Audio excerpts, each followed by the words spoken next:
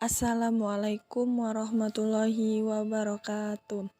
Di sini saya akan menyampaikan materi mengenai prinsip umum pengembangan media pembelajaran dan media dalam pembelajaran non-formal. A. Prinsip-prinsip media pembelajaran. Peserta didik memiliki daya tangkap yang berbeda dalam menerima materi yang akan diberikan seorang pendidik. Seorang pendidik harus mengerti tentang penggunaan media pembelajaran dan tidak asal membuat media pembelajaran. Harus mengerti prinsip-prinsip dalam memilih setiap pembelajaran. Seorang pendidik harus memperhatikan beberapa prinsip, yaitu 1. Tak ada satupun media, prosedur, dan pengalaman belajar yang paling baik untuk belajar. 2. Percayalah bahwa penggunaan media itu sesuai dengan tujuan khusus pembelajaran. 3. Anda harus mengetahui secara menyeluruh kesesuaian antara isi dan tujuan khusus program. 4. Media harus mempertimbangkan kesesuaian antara penggunaannya dengan cara pembelajaran yang dipilih. 5.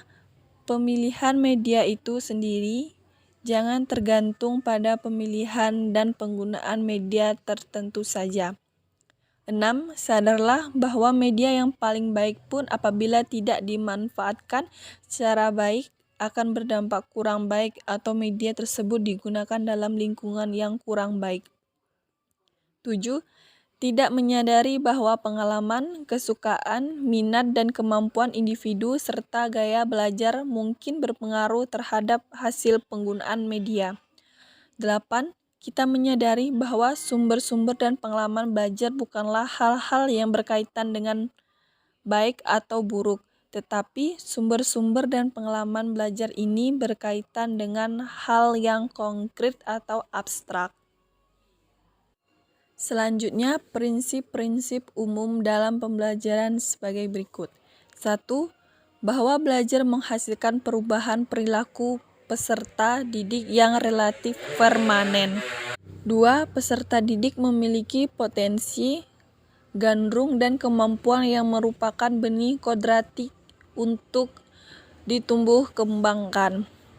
3. Perubahan atau pencapaian kualitas ideal itu tidak tumbuh alami, linear sejalan proses kehidupan. Pemilihan dan penggunaan media pembelajaran tidak hanya sekedar memilih saja, karena harus memperhatikan banyak hal agar dapat menunjang efektif, efisien, dan daya tarik dalam belajar peserta didik. Prinsip-prinsip media pemilihan media pembelajaran adalah 1. Media yang dipilih harus sesuai dengan tujuan dan materi pembelajaran, metode pengajaran yang digunakan serta karakteristik peserta didik. 2.